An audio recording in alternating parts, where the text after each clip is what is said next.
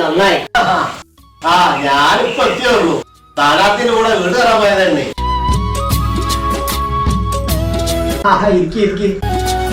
പിന്നെ എന്തൊക്കെയുണ്ട് വിശേഷം?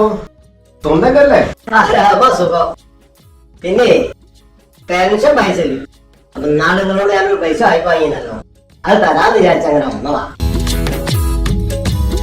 1500. ശരി. ഇനിയിപ്പോ മസാലപ്പൊടിയിൽ ബഷീറിന് ഒരു കുറച്ച് പൈസ കൊടുക്കാനുണ്ട്. അതുകൂടി കൊടുത്താല് കളമൊക്കെ തീർന്നു, കുറച്ച് പൈസ കയ്യിലും ഉണ്ടാവും. ഒന്നിച്ചൊരു 3600 കൈ കിട്ടണം, വലിയ ഉപകാരമായി. അതിപ്പോ തെരഞ്ഞെടുപ്പ് ചെണ്ടായിട്ട് കൊടുക്കല്ലേ? മാസം മാത്രമല്ലല്ലോ, കഴിഞ്ഞ മാസം അതിന് മുമ്പത്തെ മാസം ഒക്കെ കൃത്യമായിട്ട് കിട്ടിയിട്ടുണ്ടല്ലോ.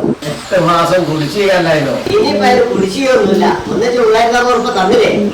ഞങ്ങളെ നേതാവ് പറഞ്ഞ പോലെ തെരഞ്ഞെടുപ്പിന് മുന്നോടിയായുള്ള വോട്ടർമാർക്കുള്ള കൈക്കൂലല്ലേ ഇത്? എന്തെങ്കിലും വിവരക്കേട് പറയാതെ ഈ പെൻഷൻ തന്നു കഴിഞ്ഞാൽ മണ്ണിലധ്വാനിക്കുന്ന ജനങ്ങളോടുള്ള ഇടതുപക്ഷ സർക്കാരിന്റെ കരുതലായിരുന്നു. 1980 നായനാർ അധികാരത്തിൽ വന്നപ്പോ ആദ്യമായിട്ട് ഇറക്കിയൊരു ഉത്തരവിൽ വന്നതല്ലേ 45 രൂപ പെൻഷൻ കർഷക തൊഴിലാളികൾക്ക്. അതാണ് ഈ പെൻഷന്റെ ആരംഭം. അത് ശരിയാ. 82 മുതൽ 87 വരെ നിങ്ങളെ കരുണാകരൻ അല്ലേ ഭരിച്ചിരുന്ന്? കരുണാകരനല്ലേ അത് നോക്കിയോന്ന്. എന്നിട്ടൊരു 5 പൈസ കൂട്ടിയോ? 5 പൈസ പറഞ്ഞാണ് ഞാൻ ലീഡറെ തൊട്ട് കളിക്കുന്നത്. എനിക്ക് തീരെ സഹിക്കല. മനസ്സിലായോ? ചൂടാവാതെ നിങ്ങൾ അവിടെ ഇരിക്കേ, ഞാൻ പറയട്ടെ. അല്ല പിന്നെ 87 മുതൽ 91 വരെ നായനാർ സർക്കാർ. അപ്പോഴാണ് ഈ പണ്ടുണ്ടായ 45 രൂപ 15 രൂപയിൽ കൂട്ടിയിട്ട് 60 ആക്കി വന്നത്. ശരിയാണ്, എതിരൊന്നും ഞാൻ പറയുന്നില്ല. 91 മുതൽ 96 വരെ കരുണാകരനും ആന്റണിയും മാറി മാറി ഭരിച്ചു. ഒരു ചില്ലി കാശ് വർദ്ധിപ്പിച്ചോ? പേരിനൊരു 5 ഉറുപ്പ്യ വന്നു.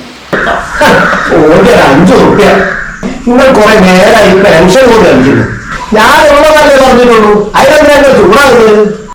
ഉള്ളത് അതിന് വിജയത്തെ പറ്റിയെന്നല്ല, എന്റെ ഒക്കെ നികുതി പണം കൊണ്ടാ ഇങ്ങനെ വാരി പോയി ചെലവാക്കുന്നത്. പെൻഷൻ നല്ല കാര്യമാണെങ്കിൽ അത് 2 അച്ഛൻ കമ്പനി ചെയ്തിട്ട് വിടണോ? അല്ലാതെ സർക്കാരിന്റെ ഖജനാവിന് കഴിഞ്ഞിട്ട് അതിലല്ല വേണ്ടത്. എന്റെ അച്ഛൻ അത് ഞാൻ സംഭവിക്കില്ല. സത്യം പറയുമ്പോൾ ചൂടായ കാര്യമില്ല. സത്യം. അതെ, 96 മുതൽ 2001 വരെയുള്ള നായനാർ സർക്കാരിന്റെ കാലത്താണ് 60 ഉറുപ്പ്യ 120 ആക്കി വർദ്ധിച്ചു. അത് ശരിയാ, 60 120 ആക്കി. അതിനുശേഷം 2001 മുതൽ 2006 വരെ ഉമ്മൻചാണ്ടിയും ആന്റണിയും മാറി മാറി ഭരിച്ചില്ലേ? എന്നിട്ട് ഒരു 5 ഉറുപ്പ്യ കൂട്ടിയോ? ഓന്റെ ഒരു 5 ഉറുപ്പ്യ ഇറങ്ങി പോടാവുള്ളൂ. 3 ദിവസം പറയുന്ന അതിരില്ലേ? കൂടപ്പറപ്പാന്നൊന്നും ഞാൻ നോക്കുകയില്ല. അടിച്ചെന്ന് എന്റെ അണപ്പ ഞാൻ അയക്കും. ഇതാണ് ഈ കോൺഗ്രസ്സുകാർക്കുള്ള കുഴപ്പം. സത്യം പറഞ്ഞ കൊഞ്ഞൻ കുത്തും. നിങ്ങൾ അവിടെ ഇരിക്കി, ഞാൻ ബാക്കി പറയട്ടെ. എന്നാ പറഞ്ഞു തുറക്കി. 2006 മുതൽ 2011 വരെ ഭരിച്ച VS അച്യുതാനന്ദൻ ഗവൺമെന്റ് 500 രൂപയാക്കി വർദ്ധിപ്പിച്ചില്ലേ? അത് ശരിയാ. 120 ഒറ്റയടിക്ക് 500 ആക്കി വർദ്ധിപ്പിച്ചത്. അതുകൊണ്ട് അത് അത്യാവശ്യം എണ്ണയും കുഴമ്പൊക്കെ വാങ്ങാനുള്ള പൈസയായി. പിന്നെ ഉമ്മൻചാണ്ടി ഗവൺമെന്റല്ലേ 100 ഉറുപ്പ്യ കൂട്ടിയത്. അത് ശരിയാ.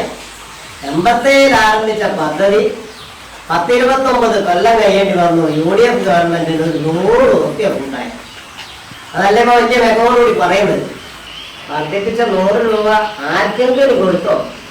അത് മാത്രമല്ല, മുമ്പേ കിട്ടിക്കൊണ്ടിരുന്ന 18 മാസത്തെ കുടിശ്ശികയല്ലായിരുന്നോ? എന്തായാലും 100 കൂട്ടിയല്ലോ. 100 കൂട്ടിയുള്ളൂ. 2000 അധികാരത്തിൽ വന്ന പിണറായി സർക്കാരാണ് ഒറ്റയടിക്ക് 1000 രൂപയെ വർദ്ധിപ്പിക്കുകയും ചെയ്തു. 18 മാസത്തെ കുടിശ്ശിക മൊത്തം കൊടുത്തു. അത് ഗവൺമെന്റിന്റെ ഉത്തരവാദിത്തം. അത് ശരിയാ. LDF ഗവൺമെന്റുകൾ അവരവന്റെ ഉത്തരവാദിത്വം കൃത്യമായി നിറവേറ്റു. അതുകൊണ്ടാണല്ലോ 400 രൂപ വർദ്ധിപ്പിച്ച് 2000 ആക്കി മാറ്റിയത്. ഓന്റെ ഒരു വിജയപുരാണോ? അതെ, ഇടയ്ക്ക് കയറി പറയരുത്, ഞാൻ പറയട്ടെ. അത് തന്റെ അച്ഛനോട് പോയി പറഞ്ഞാൽ. എന്റെ അച്ഛനല്ലേ, അത് മറ്റേ രണ്ടാക്കോട്ട് പോയി പറയാ. ചൂടാവണ്ട, അടി ഇരിക്കും. എനിക്ക് എന്റെ വിജയന്റെ കഥ കേൾക്കണ്ട. ഞാൻ പോവുക. അതിന്റെ പോലെ മലയാളിയൊക്കെ എവിടെയെങ്കിലും എനിക്കിരിക്കും. എന്റെ ഇമ്മാതിരി വർത്താനം കേൾക്കുമ്പോണ്ടല്ലോ എനിക്ക് എന്നോട് ചൊറിഞ്ഞു വരുന്നുണ്ട്. ഞാൻ ഭ്രാന്തിരിക്കുന്ന നേരത്തെ ഞാൻ ഇതൊന്നും പറയുന്നില്ല. ഞാൻ പറയാം നാൾക്കല്ലേ ഇല്ലെങ്കിൽ ഇനി എങ്ങനെ അയച്ചാ പറഞ്ഞിട്ടുണ്ട് എന്റെ ആ മൊട്ടത്തല്ല അടിച്ച് ഞാൻ പൊട്ടിക്കൂ. തൽക്കാലം നിങ്ങൾ ചൂടാകാൻ അടിയിരിക്കേ. ഞാൻ പറയട്ടെ, നിങ്ങൾ ഇങ്ങനെ പെൻഷൻ കൂട്ടിയാൽ അടുത്ത ഗവൺമെന്റിന്റെ തലയിലാണല്ലോ ഇതിന്റെയൊക്കെ ഭാരം വന്ന് വീഴാൻ പോകുന്നത്.